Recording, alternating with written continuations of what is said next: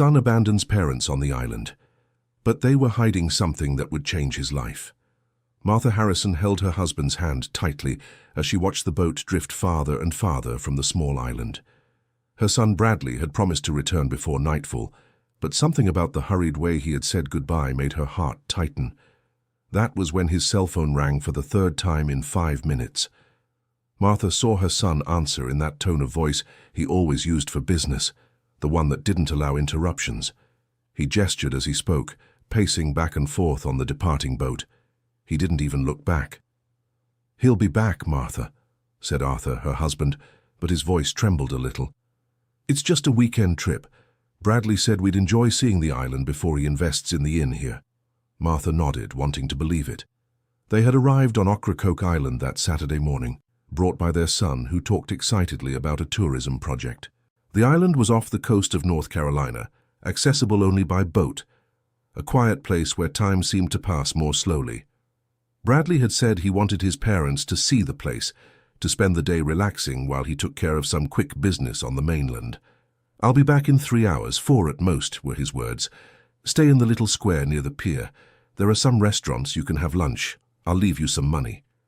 But now, watching the boat become just a dot on the horizon, Martha felt a knot in her stomach that had nothing to do with the sea breeze.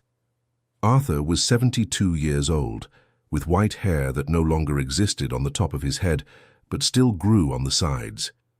He wore simple clothes, always in light tones, and had that serious look of someone who had worked his whole life without complaint. Martha, 69, kept her long white hair tied in a loose bun. She wore a beige knit cardigan over her blouse, protection against the sea wind that was starting to blow stronger. The two walked slowly along the sand until they found a wooden bench near some trees. From there they could see the pier and the movement of the boats. There weren't many on that late October afternoon. The island was quiet, with few tourists. "What time is it?" asked Arthur. 3:30, answered Martha, looking at the simple watch on her wrist. "So he should be back by 7:30 at the latest." Martha said nothing. She knew her son too well.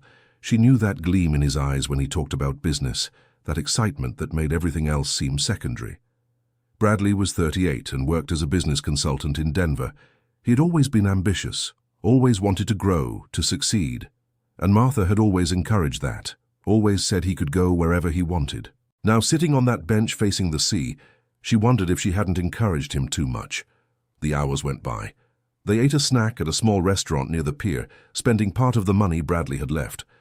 Arthur was restless, getting up every half hour to look if any boat was approaching. Martha tried to stay calm, but her cell phone kept going to voicemail when she called her son. When the sky began to darken, Arthur could no longer hide his worry. "He's not coming back today," he said, his voice heavy with a bitter certainty.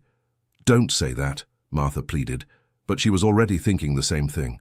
"That phone. You saw. Some important business came up and he forgot about us." "Bradley wouldn't forget about us, Arthur." "Wouldn't he?" Her husband turned to her, and Martha saw anger in his eyes, an anger that rarely appeared. "That boy barely looks at us when he comes by the house, always busy, always in a hurry. And now he brings us to a deserted island and leaves." "It's not deserted. There are people here. People we don't know. In a place we don't know." Martha took a deep breath. Arthur was right, but she didn't want to admit it. She didn't want to believe that their son, the boy she raised, she educated, could simply leave them alone like that. Her phone rang. Martha answered too quickly, nearly dropping it. "Bradley?" "Mom, sorry I didn't call earlier." Her son's voice sounded rushed, distant. "I had to take care of something urgent here. Are you guys okay?" "We're still on the island, son. You said you'd be back before dark." "Yeah, I know. Look, an opportunity came up that I can't pass on. A potential partner wants to meet with me early tomorrow, but I'll come back tomorrow afternoon to pick you up, okay?" "Don't worry." Martha felt her heart sink. Beside her, Arthur had closed his eyes, as if he already knew what was happening. "Bradley, we don't have anywhere to stay here. You can stay at an inn. There are plenty around. I'll pay when I get back. Just one night, Mom." "But son..." Mom, I have to go. Kisses for you both. See you tomorrow." The call ended. Martha stared at the phone in her hand, feeling a mix of disbelief and sadness that ached in her chest. When she looked at Arthur, she saw he had gotten up and was walking toward the sea, his back hunched, his steps heavy. She followed him. The beach was almost empty now, just a few people strolling in the distance. The sound of the waves was the only noise, constant and indifferent to their drama. "He said he'll be back tomorrow," Martha said, but her voice came out weak. Arthur didn't answer. He stood there, looking at the horizon where the sun had already set, leaving only a reddish line in the sky. Martha moved closer and held his arm. "We need to find a place to sleep." "I can't believe he did this," Arthur muttered. "I can't believe our son left us here." "He said he'll be back tomorrow. And you believe that?" Martha had no answer for that. She wanted to believe. She needed to believe. But a part of her, that part that knew all of her son's priorities, all the times he cancelled Sunday lunches because of work, all the conversations interrupted by urgent calls, that part knew that tomorrow could turn into the day after, and the day after could turn into next week. They walked through the village until they found a small inn. The building was simple, painted faded blue with wooden verandas and hanging hammocks. A sign out front read, "Sea and Moon Inn." A woman around 50 was watering plants at the entrance. "Good evening," Martha said, trying to sound normal. "Do you have a room available for tonight?" The woman looked at them curiously. It probably wasn't common to see an elderly couple arriving without luggage at the end of the day. "Yes, I do. But I see you didn't bring any bags." "It's just that—" Martha hesitated. "Our son was going to get our things from the boat, but he ended up having to go back to the mainland. He'll bring them tomorrow." The lie came out too easily, and it bothered her.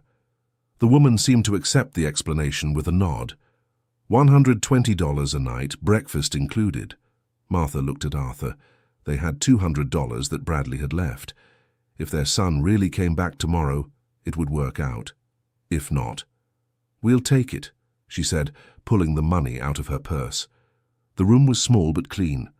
A queen bed in the center, an old wardrobe, a window facing the sea.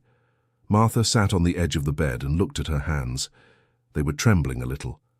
Arthur had gone to the window and stood there staring outside without saying anything.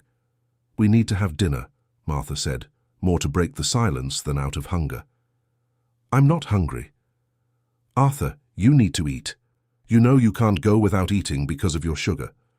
Dear listener, if you're enjoying the story, feel free to hit like and especially subscribe to the channel. It really helps us beginners. Now, continuing. The husband turned, and Martha saw his expression. It wasn't just anger. It was deep disappointment, the kind of hurt that lingers. "You always defended him," Arthur said, his voice low but steady. "Always. When he stopped coming to Sunday dinners, you said it was because he was building his career. When he forgot your birthday, you said he was too busy, and now, what are you going to say now, Martha? He'll be back tomorrow. You don't believe that. I can see it in your eyes. You don't believe it." Martha wanted to argue, but the words wouldn't come. Because Arthur was right. She didn't believe it. She knew her son. She knew that way he had of promising and not delivering when something more important came up. And business was always more important. They had dinner at a small restaurant near the inn, eating in silence. Martha ordered grilled salmon with rice. Arthur ordered the same. They spent another $60. Now they had $20 left.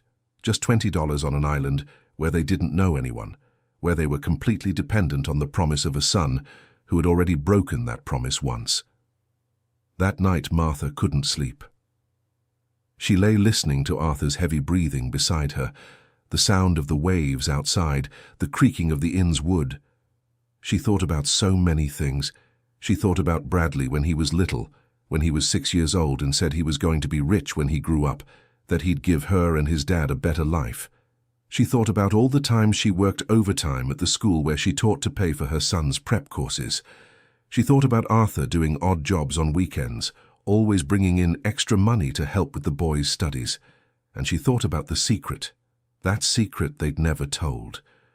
That secret they'd kept for almost 20 years, thinking it was better that way, that it wouldn't make a difference. Maybe it had been a mistake to keep it. Maybe Bradley needed to know. Maybe if he knew, things would be different. But no. Martha pushed that thought away. They had done what they thought was right, what any parent would do. Sunday morning arrived with a cloudy sky. Martha woke to find Arthur already up, sitting on the edge of the bed with his head in his hands. She moved closer and touched his shoulder. "Good morning." "Nothing good about this morning," he grumbled. Breakfast at the inn was served on a shared porch. There was bread, butter, cheese, fruit, and black coffee. There were other guests, but they all seemed like happy tourists, young couples, some families.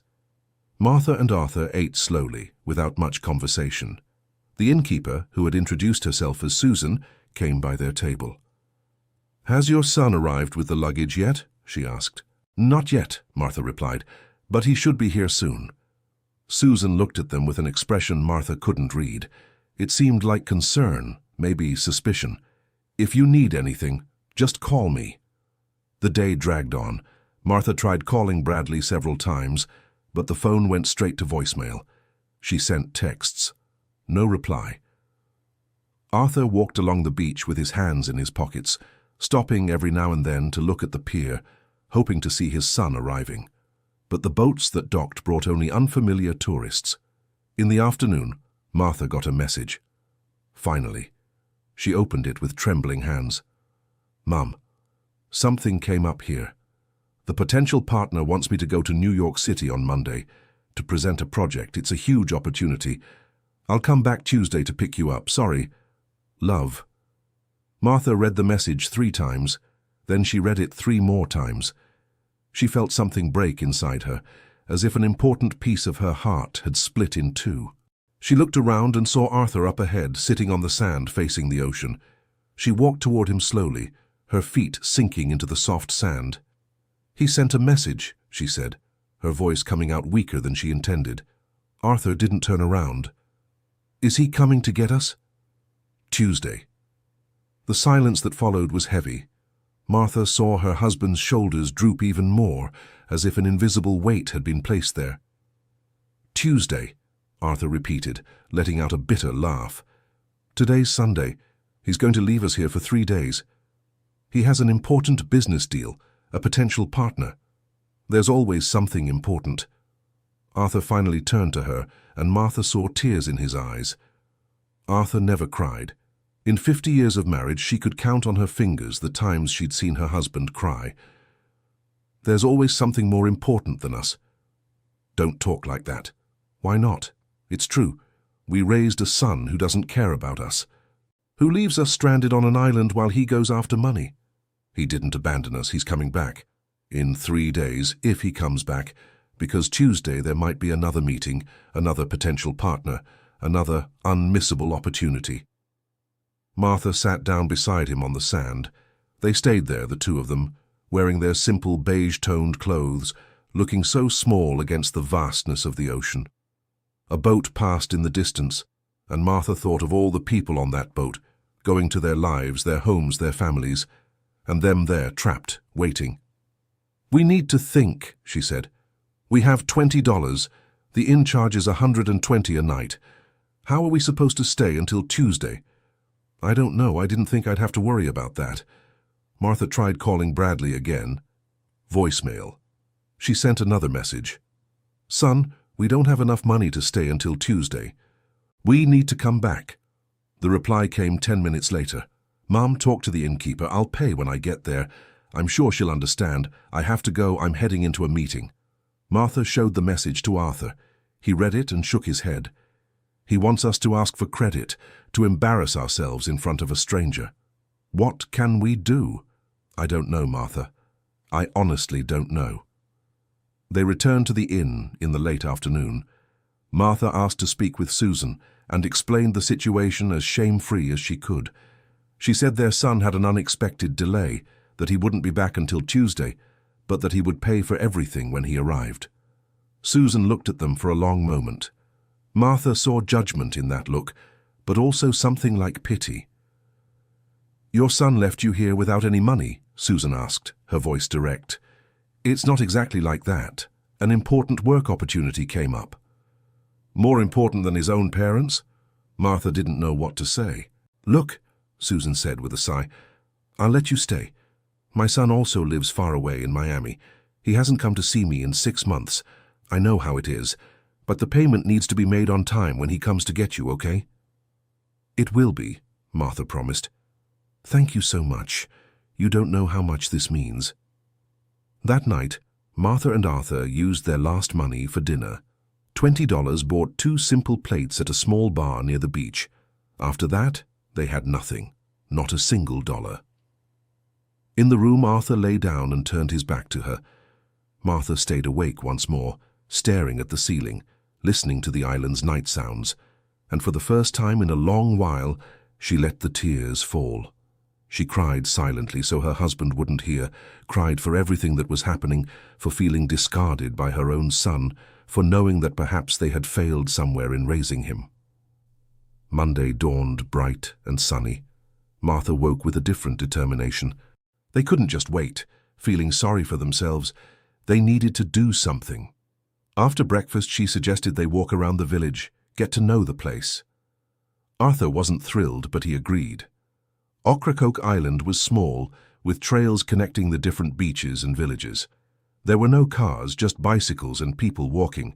There was a peaceful energy to the place, as if time really passed differently there. They walked slowly, stopping to rest when Arthur needed to. He had a problem with his left knee, the result of years working as a bricklayer. During one of the stops, sitting on a wooden bench, a grey-haired woman approached. She must have been about 65, and she carried a straw bag full of fruit. "Are you tourists?" she asked with a friendly smile. "More or less," replied Martha, not quite knowing what to say. "I'm Miriam. I've lived here for 15 years. I came to visit my daughter once and ended up staying." "That's nice," said Martha, trying to be polite. "And you, where are you staying?" "At the Sea and Moon Inn." "Ah, Susan's place. She's good people." Miriam sat down on the bench beside them, as if they were old acquaintances. "Did you come alone?" Martha hesitated. Arthur was quiet, staring at the ground. "Our son brought us," she said finally, "but he had to go back to the mainland because of work." "I see."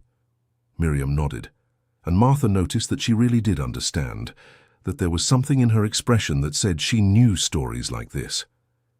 "You're not the first ones I've seen in this situation." "What do you mean?" "Children who bring their parents to the island and leave them here. Some out of forgetfulness, others out of neglect. I saw a case last year of a couple who waited a week for their son to come get them. He only showed up because the parents managed to borrow money from other residents and went back on their own." Martha felt a tightness in her chest. Arthur lifted his head, his eyes wide. "A week?" he asked. "Yeah. The son always had an excuse. A meeting here, a commitment there." Miriam shook her head. "I don't know what happened to the world. In the old days, we took care of our elders like they were gold. Today it seems they're just in the way." The words stung Martha like needles, because that was exactly how she was feeling, like she was in the way. Miriam stood up, adjusting her bag on her shoulder. "If you need anything at all, my house is over there near St. Jude's Chapel. Blue door with a hammock on the porch. Feel free to stop by." "Thank you," said Martha, genuinely touched by the kindness. When Miriam was gone, Arthur looked at Martha. "A week," he repeated. "Did you hear that? A week. Bradley's not going to take a week. Are you so sure?" Martha wasn't, and the silence that settled between them was answer enough. They went back to the inn at lunchtime. Susan had prepared a simple packed meal for them, meatloaf and mashed potatoes with a piece of chicken. She said it was on the house, included in the room rate. Martha thanked her with a shaky voice. Small acts of kindness hurt more when a person was feeling abandoned. That afternoon, Martha's phone rang. She answered hopefully, but it wasn't Bradley. It was her neighbor from Denver, Mrs. Pearl, asking if everything was all right, saying she had seen the house closed up. "We're on a trip with Bradley," Martha lied. "We'll be back next week." After she hung up, she felt ashamed. Ashamed of lying, ashamed of the situation, ashamed that she didn't even have money to buy a snack. Arthur had gone walking on the beach again, and Martha decided to call her son one more time. This time, he answered. Hi, Mom. Bradley, how are things over there? Busy, Mom, really busy. This opportunity is huge. The guy wants to invest in a project of mine. We're putting together a partnership. It could change my life. And what about our life here? Martha's voice came out harsher than she intended. What do you mean? We're on an island, Bradley, no money, depending on other people's charity. Do you know how humiliating that is? Mom, I'll fix everything by Tuesday. I told you. Tuesday is too far away. It's 1 day from now. Just 1 day, Mom. Hold on a little longer. For my future, for our future. This partnership could bring me money I never dreamed of. I'll be able to help you better, give you a better life. Martha wanted to scream that they didn't need a better life, that they needed respect, consideration, but the words got stuck in her throat. All right, she said, defeated. We'll wait. When she hung up, Martha realized she had accepted being left behind, accepted that her son's business was more important, and she realized she had done that her whole life. Always accepting, always understanding, always putting his dreams ahead of everything. Dear listener, if you're enjoying the story, feel free to leave a like and especially subscribe to the channel. It helps us beginners a lot. Now continuing. That night Arthur started feeling chest pains. He tried to hide it at first, but Martha noticed by the way he kept touching his chest, by the sweat on his forehead, even with the cool sea breeze coming through the window. Arthur, what are you feeling? Nothing. It's just a discomfort. Don't fool me. I can see you're in pain. It's the stress, Martha. Just the stress of this situation. But the pain didn't go away. It got worse throughout the night. Martha was terrified. Arthur had a history of heart problems. He'd already had 2 scares before. He took prescription medication every day, medications that were at home, in Denver, not on a lost island off the coast. In the middle of the night, when Arthur started having trouble breathing, Martha ran down the stairs of the inn and knocked on Susan's door. I need help. My husband is sick. Susan got up quickly, put on a robe, and went with Martha to the room. When she saw Arthur pale and sweating cold, her face turned serious. We need to call someone. There's a doctor who covers the island, but he lives on the other side. I'll send my son to get him on his bike. Please, begged Martha. Please, hurry.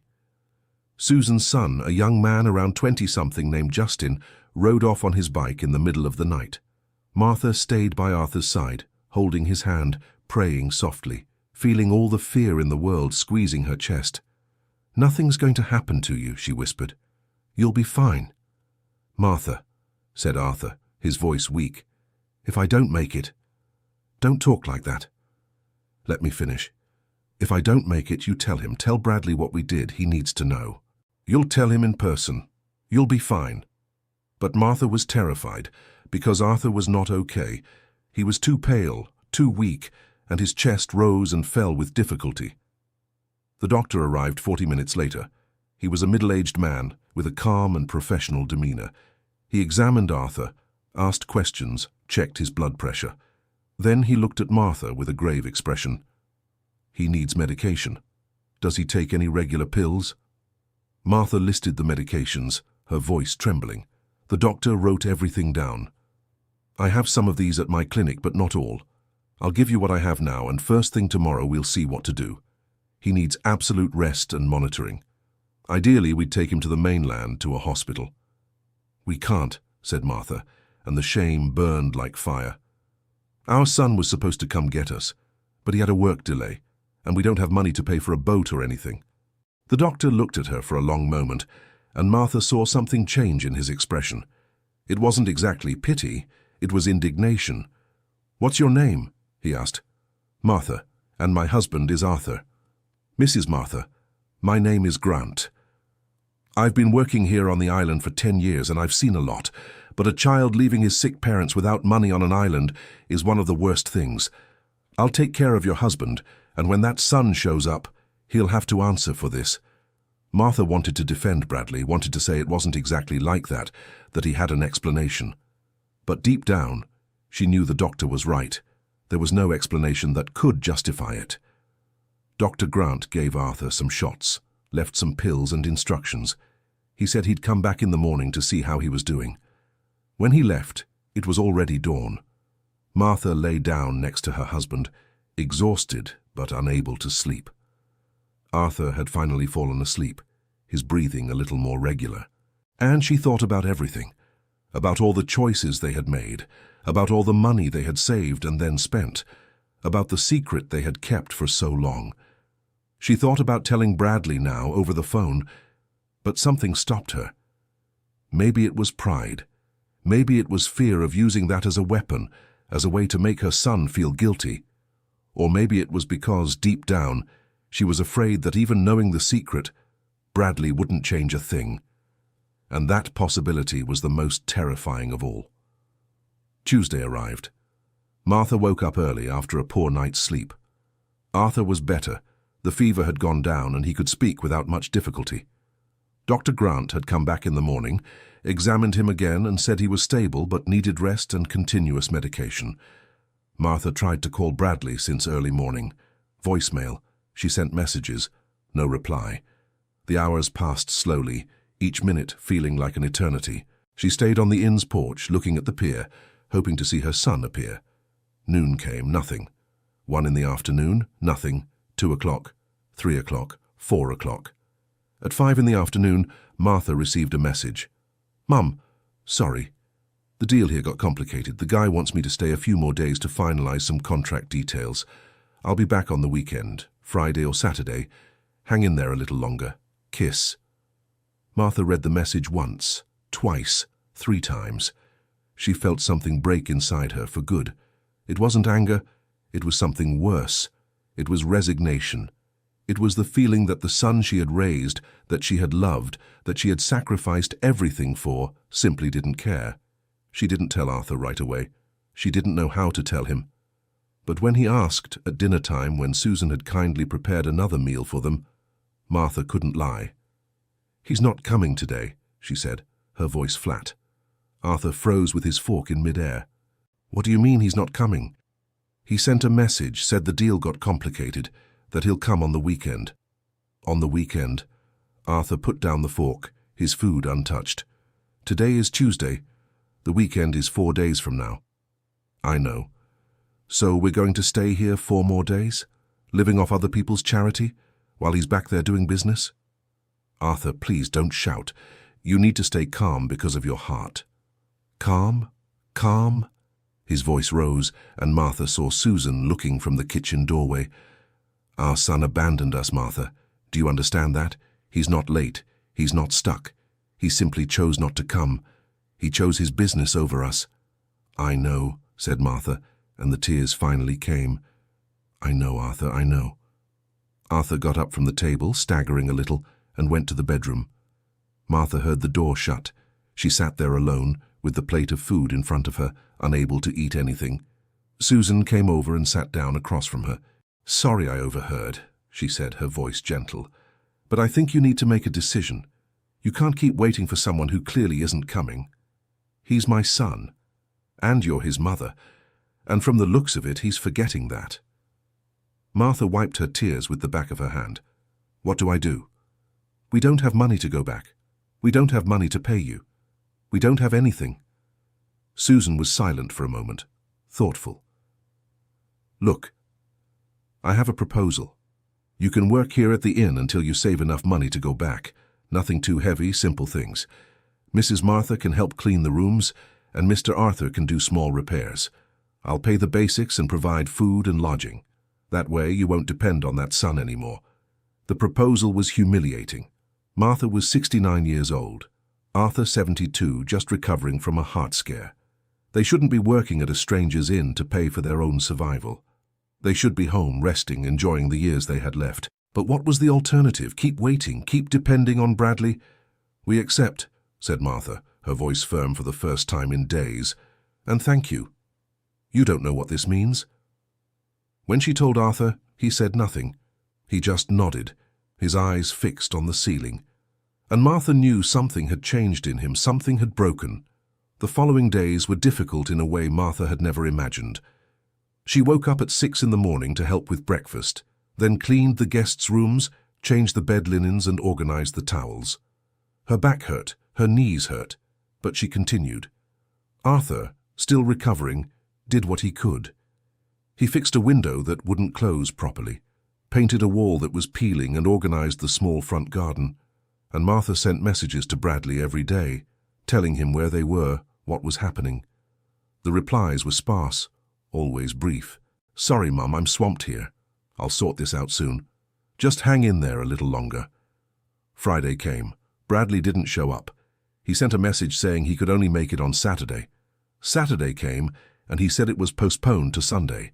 Sunday came, and the message was, "Mum, I need to stay another week. The deal is almost closing. I'll definitely be back next Friday." 2 weeks. 2 weeks since they had been left on that island. 2 weeks of working, surviving, feeling the humiliation and pain of being forgotten by their own son. It was on a Thursday, 2.5 weeks after the day that was supposed to be just a weekend trip, that Miriam showed up at the inn. She found Martha washing dishes in the kitchen. "Mrs. Martha, may I speak with you?" "Of course, Miriam. Sorry I can't stop now, but you can talk while I work." "I heard what happened. Ocracoke Island is small. Everyone finds out about everything. And I wanted to tell you something." Martha continued washing the dishes, but she paid attention. "I had a son too," Miriam began. "His name was Gregory. He was like yours, ambitious, wanted to make something of himself, be successful. He went to work in New York City when he was in his 20s. At first he called every week, came to visit on holidays, but then it spaced out, once a month, once every 3 months, until he stopped coming." "What happened to him?" "He got sick. Cancer. And he didn't tell me. He didn't want to worry me," he said later. "When I finally found out, it was too late. He passed away without me being able to be there in his last months." Miriam wiped away a tear. "And you know what I discovered afterward? That he was afraid of disappointing me, afraid I would see that he hadn't achieved the success he promised. So he pulled away. He preferred to die alone, rather than admit he wasn't the successful businessman he had claimed to be." Martha stopped washing the dishes, her hands still in the soapy water. "Why are you telling me this?" "Because I see the same in your son. Not the illness, but the fear of not being enough, of disappointing. Sometimes we raise our children with so much expectation that they become afraid of not measuring up, and then they pull away, they run. They throw themselves into work because it's easier than facing reality. But I never asked anything of Bradley. I just wanted him to be happy." "But you also wanted him to be successful, didn't you? How many times did you tell him he could be the best, that he could go far?" Martha didn't answer, because Miriam was right. She had said that, many times, always encouraging, always pushing her son forward, thinking she was doing the right thing. Miriam put her hand on her shoulder. "I'm not blaming you. We've all done it. I've done it. We want our children to have a better life than we did. But sometimes we forget to teach that the best isn't just money, it's love. It's being there. It's knowing that when you fall, there's someone to pick you up." When Miriam left, Martha stood in the kitchen for a long time, thinking, reflecting. Had she failed? Had she, by pushing her son's success so much, forgotten to teach what really mattered? That night, she talked to Arthur about it. They were in the bedroom, tired after another day of work at the inn. "Do you think we did wrong by Bradley?" she asked. Arthur was quiet for a while before answering. "I think we did the best we knew how. But maybe we should have shown him that our love didn't depend on his success, that he didn't need to impress us. We always supported him. We supported the businessman, but did we support the man? Does he know we'd love him just the same if he were a bricklayer like me, or a teacher like you?" Martha had no answer to that, and the doubt hurt more than the back pain, more than the humiliation of being left behind. The next day, a Friday marking exactly 3 weeks since they had been abandoned there, Martha was sweeping the porch when she saw a boat docking at the pier. Her heart raced. Was it Bradley? Finally. But when the man got off the boat, she saw it wasn't her son. It was an older man, in a suit, carrying a briefcase. He walked straight to the inn, as if he knew exactly where he was going. "Good morning," he said when he got close. "I'm looking for Martha and Arthur Harrison." "That's me, Martha," she said, confused. "Who are you?" "My name is Patrick Sullivan. I'm a lawyer. I came here at the request of Bradley Harrison, your son." Martha's heart went cold. "Did something happen to him?" No, he's fine. But he asked me to bring some documents and a sum of money to pay off the debts here on the island. He said he's unable to come in person at the moment, but he'll resolve the situation as soon as possible." Martha felt like she had been punched in the stomach. Bradley had sent a lawyer, a stranger, instead of coming himself. "Where is he?" she asked, her voice trembling. "In New York City, closing the partnership contract." "And when is he coming to get us?" The lawyer hesitated, and Martha knew the answer before he even spoke. "He said that as soon as he closes the deal, he'll come in person. It should be a matter of days." "Days?" Martha repeated the word as if it were poison. "It's been 3 weeks we've been here. 3 weeks. I understand the situation is complicated, but—" "You don't understand anything," Martha cut in, and she herself was surprised by the firmness in her voice. "You don't know what it's like to be left by your own children, to be treated like a problem to be solved with money and lawyers." Dear listener, if you are enjoying the story, take a moment to leave a like and especially subscribe to the channel. It helps us a lot who are just starting out. Now continuing. Patrick Sullivan was speechless. He took an envelope from his briefcase and placed it on the table. "Here is the money to cover all expenses. Bradley asked me to make sure you're comfortable." "Comfortable?" Martha laughed, but it was a bitter laugh. "We don't want comfort. We want our son, but apparently that's too much to ask." The lawyer said goodbye quickly, clearly uncomfortable with the situation. When he left, Martha opened the envelope. There were $3,000 inside, more than enough to pay Susan, to buy medicine for Arthur to go back to Denver. Arthur appeared on the porch. He had heard part of the conversation. "He sent money," Martha said, her voice flat. "Of course he did. It's easier to send money than to come in person. We can go home now." "And is that what you want? To go home as if nothing happened?" Martha looked at her husband. He was thinner, more tired, but there was something different in his eyes, a determination she hadn't seen in a long time. "No," she said. "That's not what I want." "Then what do you want?" "I want him to come here, to look us in the face, to see what he did to us. And then I'll tell him. I'll tell him the secret." "Martha." "No, Arthur, enough. He needs to know. He needs to know everything we did for him, and he needs to decide what kind of man he wants to be." That afternoon, Martha called Bradley. For the first time in 3 weeks, he answered on the second ring. "Hi, Mom. Did the lawyer get there?" "He did." "Great. So you can pay everything and go home. I'm sorry for everything, Mom. I know it took longer than I expected, but it was worth it. The deal will close next week and—" "Bradley," Martha cut him off. "Stop talking." Her son fell silent on the other end of the line. "I need you to come here now. Don't send another lawyer. Don't send any more messages. Don't send any more money. You come in person." "Mom, I already explained. I'm in the middle of—" "3 weeks, Bradley. You left us here for 3 weeks. Your father got sick. We worked at an inn to survive. We were humiliated, forgotten, treated like trash. And you want me to accept your apologies over the phone. I didn't know it had gotten that bad. Because you didn't want to know. I sent you messages, I called you, I told you, but you were too busy with your business. Mom, it's not like that." "Bradley." Martha's voice was firm now, carrying something she didn't know she had inside her. "Either you come here in person by tomorrow, or you never need to come again. Because if you don't come, I'll go back to Denver and you won't see me again. Not me or your father. You can build your empire. You can make all the money in the world. But it will be without us." "Mom, you're not serious." "Try me," Martha said and hung up. Her hands were trembling. Arthur had heard everything, and when she turned to him, she saw tears in her husband's eyes. But they weren't tears of sadness. They were tears of pride. "You were incredible," he said. "I should have done this a long time ago." That night, Martha and Arthur talked about everything. about the sacrifices they had made, about the secret they had kept, about the regrets, but also about love, because in the middle of all that, all the suffering and abandonment, they had each other, and that had to mean something. Saturday dawned with a clear sky. Martha woke up early but didn't go to work. She told Susan she needed the day off, and the innkeeper, who had already received the payment for the overdue nights, understood. Martha and Arthur went to the beach where it all began, the one where their son had left them 3 weeks earlier. They sat on the sand, facing the ocean, and waited. Hours passed. 10 in the morning. 11. Noon.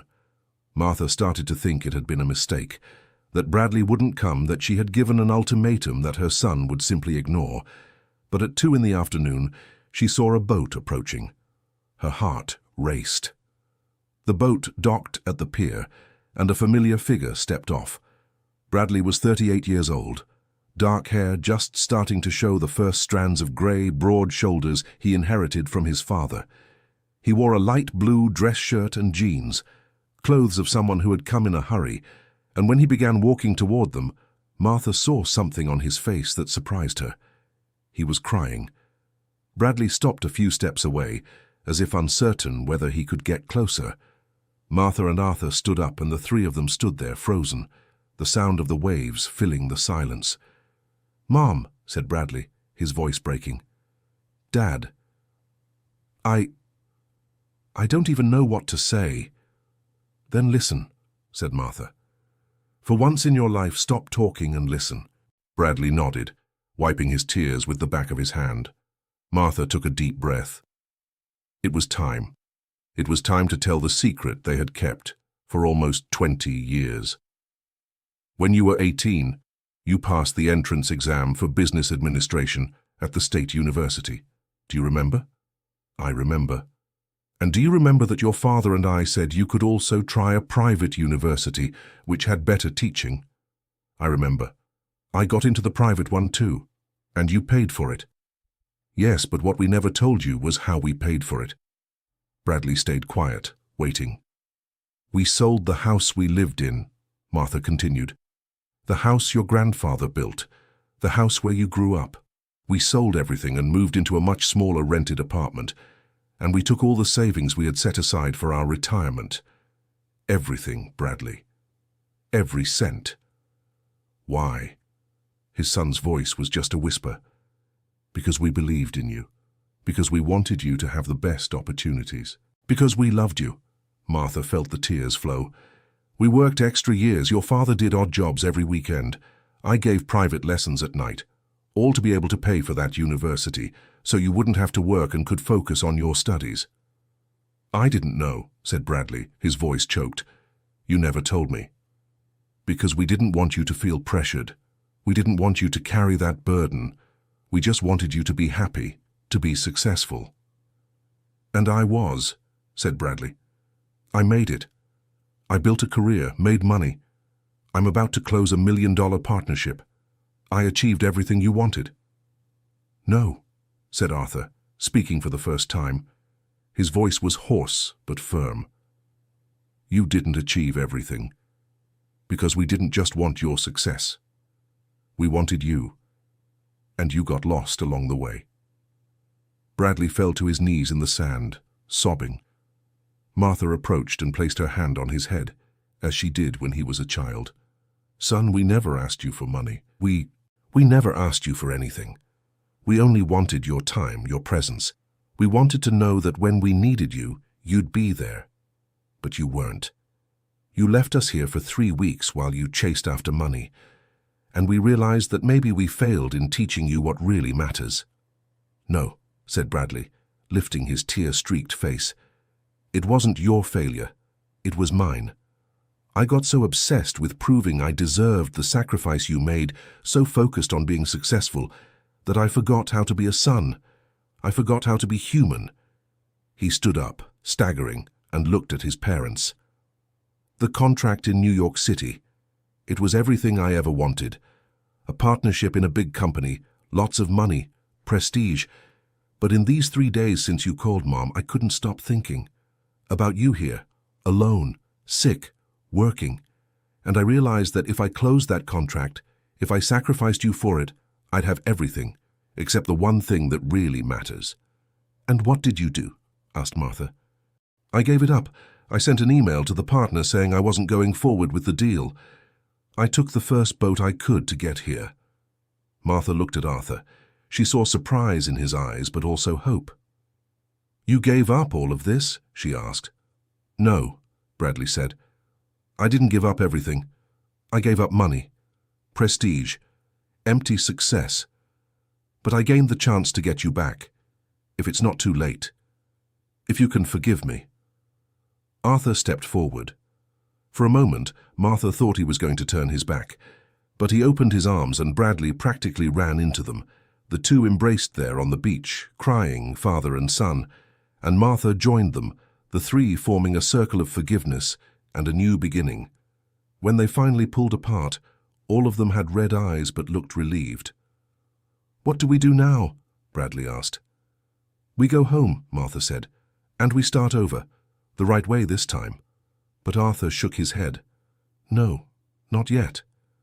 Martha and Bradley looked at him, confused. "We're going to stay here a few more days," Arthur said, "not running away, not like abandoned people, but as a family. We'll explore the island, talk, be together, because it's been a long time since we've done that. It's been a long time since we were just a family." Bradley nodded, smiling through his tears. "I'd really like that." And so they did. Bradley rented a room at Susan's Inn, and the three spent the following days together. They hiked the island trails, talked for hours on the beach, had dinner together at the simple restaurants. Bradley met the people who had helped his parents, thanked each one of them, apologized for taking so long. He listened to the stories Miriam told about other children who had also lost themselves in the rush of life. He talked with Dr. Grant, who gave him a lecture on family responsibility that Bradley listened to in silence, accepting every word. And little by little, something changed between them. It wasn't instant, it wasn't magic, but it was real. Bradley began to understand what he had missed all those years, and Martha and Arthur began to forgive. One night, the three were sitting on the sand, looking at the stars. Bradley was in the middle, with an arm around each parent. "I'll never forget what I did to you," he said.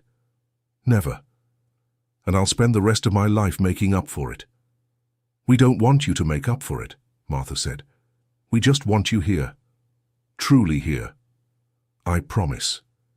This time it's different. This time I understand." "And your job?" Arthur asked. "Your career?" "I have savings, and I have skills. I'll find another path, one that doesn't make me leave you, because you're my foundation. You always have been. I just forgot that for a while."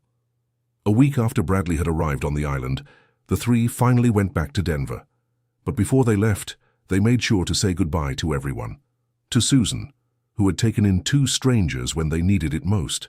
To Miriam, whose story had opened Martha's eyes. To Dr. Grant, who had taken care of Arthur without asking for anything in return. And Bradley made sure to not only cover their expenses, but also to make donations to each person who had helped. Not as a way to buy forgiveness, but as genuine gratitude. In the months that followed, life changed for the Harrison family. Bradley didn't sign any million-dollar contracts. He didn't become a partner in any big company. But he opened a small consulting firm that allowed him to work from home some days and have flexible hours. He had lunch with his parents every Sunday, not because it was an obligation, but because he wanted to. He called them every day, short conversations sometimes, but consistent. And whenever Martha or Arthur needed anything, he was there. One day, almost 6 months after the episode on the island, Bradley was at his parents' house helping Arthur fix a faucet. Martha was in the kitchen making coffee, and he heard the two of them talking. "Do you think he's really changed?" asked Arthur. "I think he's trying," replied Martha. "And maybe that's what matters, not being perfect, but trying." Bradley didn't say anything, but those words stayed with him, and he realized it was true. He wasn't perfect. He still had days when he caught himself eyeing tempting business opportunities, still felt the pull of easy success. But now he had something stronger than that. He had a reason to choose differently. 2 years later, Martha woke up one Saturday morning and found Bradley in her kitchen making breakfast. She smiled. What a nice surprise. I wanted to talk to you about something, he said, a little nervous. Arthur appeared, already dressed for the day, and the three of them sat at the table. I've been thinking, Bradley began, that maybe we could do something together. What kind of something? Asked Martha. Susan called me last week. She wants to sell the inn on the island. She's tired, wants to retire, and I thought, why don't we buy it? Martha and Arthur looked at each other, surprised. Buy the inn? Repeated Arthur. Yeah. We could turn it into a family business. I'd handle the administrative side, you two would live there and help with whatever you want, no pressure. It would be a fresh start for us, in the place where everything changed. Bradley, that's crazy, said Martha. We don't know anything about running an inn. But we can learn, and we'd be together, every day. Not me visiting on weekends. It'd be us living together, building something together. Arthur was quiet for a long moment. Then he smiled. I like the idea. Really? Asked Martha. Really? Because that island isn't just the place where we were abandoned. It's the place where we found each other again, where our family got fixed. It'd be a good way to honor that, Martha thought. She thought about leaving Denver, about starting over on a small island, about working at an inn at 71. It was crazy. It was unthinkable. It was perfect. Okay, she said. Let's do it. And they did. 3 months later, the Harrison family moved to Ocracoke Island. The Sea and Moon Inn got new owners and a new name, New Beginnings Inn. Bradley handled reservations and finances, but worked at the island's pace, without the rush he used to have. Martha took care of the front desk and loved talking to the guests.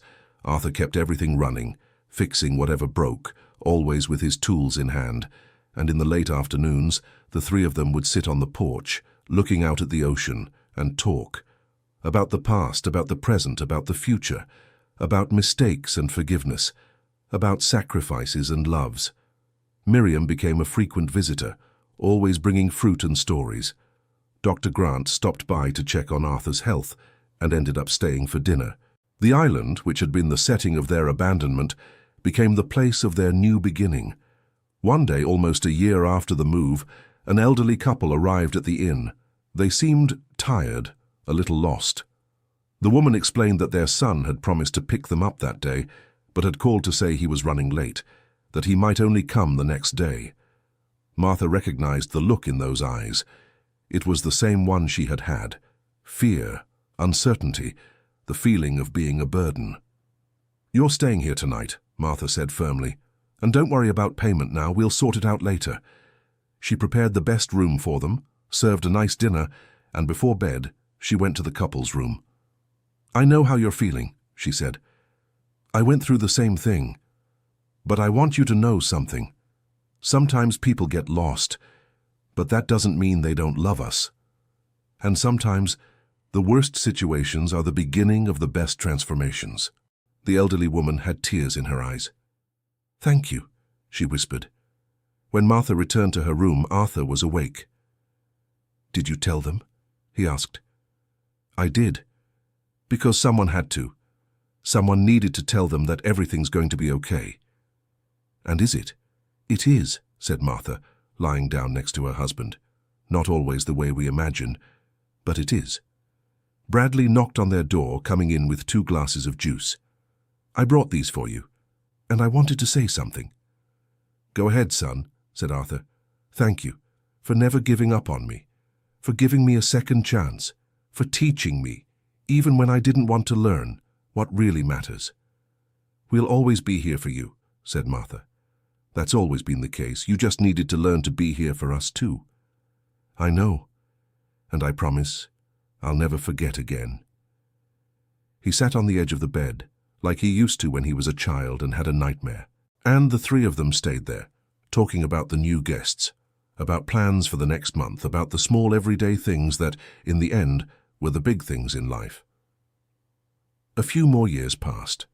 The New Beginnings Inn became known not just for its beautiful location, but for the story behind it. People came not only to see the island, but to meet the family that had turned abandonment into rebuilding, hurt into forgiveness, distance into closeness. Martha turned 75 at a simple party at the inn, surrounded by friends she had made on the island, guests who had become family, and of course Arthur and Bradley. She looked around at all those people, at the inn that was now their home, at the sea that had witnessed so much pain and so much healing, and she felt something she hadn't felt in a long time. Peace. It wasn't a perfect peace. There were still difficult days. Arthur still had health problems that required care. Bradley still struggled with the temptation to go back to the fast-paced corporate world, and Martha still had moments when she remembered those days of abandonment and felt the sharp pain. But now they faced all of that together, and that made all the difference. One night, long after everything had happened, the three of them were sitting on the beach again. The same beach where Bradley had first left them, the same beach where he had come back crying, the same beach that had seen so many endings and so many beginnings. "Do you regret it?" Bradley asked suddenly. "Everything that happened," Martha and Arthur thought. "I regret the pain," said Martha. "I regret the days I suffered, the anguish, but I don't regret where it brought us." "I regret that it took you so long to learn the lesson," said Arthur, but there was a smile on his face. "But I don't regret giving you the chance to learn." Bradley nodded, looking out at the sea. "I regret every day I wasted, every lunch I missed, every time I put work ahead of you, but I'm grateful I still had time to change because some people don't." They fell silent, each lost in their own thoughts. Then Martha spoke, her voice soft but firm. "You know what I learned from all this? That love isn't about never making mistakes. It's about choosing to fix things when we do. It's about not giving up even when it seems impossible. It's about forgiving even when it hurts. And it's about being present, truly present, every day." "Amen," said Arthur. "Amen," Bradley repeated. The waves kept breaking on the sand, as they always had, as they always would. Indifferent to human dramas, to mistakes and triumphs, to pain and healing. But for the Harrison family, those waves were no longer indifferent. They were witnesses. Witnesses to a story that began with abandonment and ended with something much stronger. True love. The kind that doesn't give up. The kind that forgives. The kind that in the end is always worth it. End of story. And you, what did you think of this story? Where are you listening to us from? Bradley made the right decision by giving up the $1 million partnership? Were his parents right to forgive him? Tell us in the comments with your honest words. Leave your like and, most importantly, subscribe to the channel so you don't miss other stories that will touch your heart. Thank you so much for joining us.